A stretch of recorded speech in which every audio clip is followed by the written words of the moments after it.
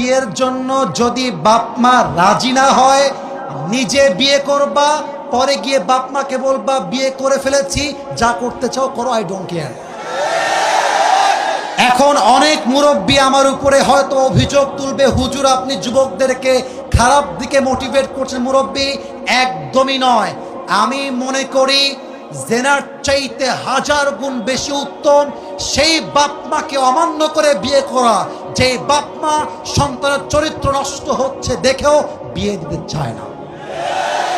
তুমি আমার বাপ, তুমি আমার মা, তুমি দেখতেছো দিন দিন আমি মেয়েদের নেশায় আসক্ত হচ্ছি, আমি পার্কে যাচ্ছি, আমি প্রেম করতেছি, মেসেঞ্জারে, হোয়াটসঅ্যাপে, হোয়াট এভার ইট ইজ, আমি নষ্ট হচ্ছি।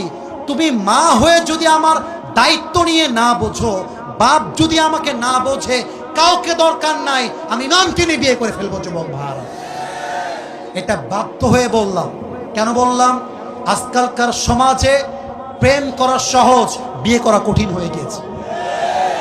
যখন বিয়ে করতে যাবেন বলবে না যে বাবা তুমি কি নামাজ কালাম পড়ো, আগেই একটাই প্রশ্ন, तुम पैसे कितने कमाते हो पहले मुझे ये बताओ। একজন যুবক কামাই করে 15,000 টাকা, তাগড়া যুবক, আব্বা বলে আরেকজন 50,000 টাকা বেতন, মাথায় চুল টুল কিছু নাই, টাকলা। আরে এটাই দরকার আমার যুবক ভাই, আছে না নাই? এক বাপকে যুবক বলছে, আব্বা জান এই মেয়েটাকে কার সঙ্গে বিয়ে দিলেন, इसके सर पे तो बाल नहीं है। तो अब्बा बोलছে बेटा सर पे बाल नहीं है तो क्या हुआ, जेब में माल तो है ना। তার মানে কিছু বাপের কাছে মেয়ের জামাই হিসেবে চরিত্রবান জামাই নয়, টাকাওয়ালা জামাই তাদের জন্য বেস্ট অপশন হয়ে গিয়েছে, ঠিক না বলেন? তো যুবকের জন্য প্রথম কথা, বাবা আগে বাবা মাকে বোঝাও। আমার মনে হয় যুবকদের জীবনের সবচাইতে বড় দুঃখের বিষয়, বিয়ে করতে চাই বিয়ে করতে পারি না, বাপ মা খালি কয় নিজের পায়ে দাঁড়িয়ে বিয়ে করতে হবে। আর আজকালকার মেয়েদের কি হয়েছে আল্লাহই জানে, টাকা পাইলে বুইরা টাকলার সঙ্গেও মেয়েরা বিয়ের পিড়িতে বসে যায়।